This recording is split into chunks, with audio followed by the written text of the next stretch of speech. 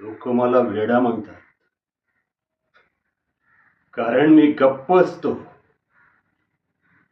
पण खरं सत्य हे आहे की जे गप्प असतात तेच सगळं पाहतात, तेच सगळं ऐकतात. सगळे फक्त वरचा पृष्ठभाग पाहतात, पण मी आतील सत्य पाहतो. आतील सत्य. तुझ्यावर येणारं संकट सामान्य नाहीये. तुझ्या डोळ्यांना ते दिसत नाही. मी माझ्या नजरेने सगळं पाहतोय. सगळं पाहतोय. हसू नकोस. माझा प्रत्येक शब्द खरा आहे.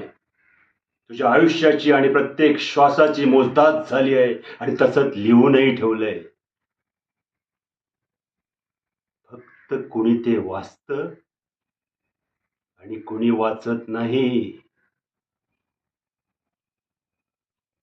मी गप्प असतो, पण ज्याला गरज असते त्यालाच फक्त माझे शब्द मिळतात.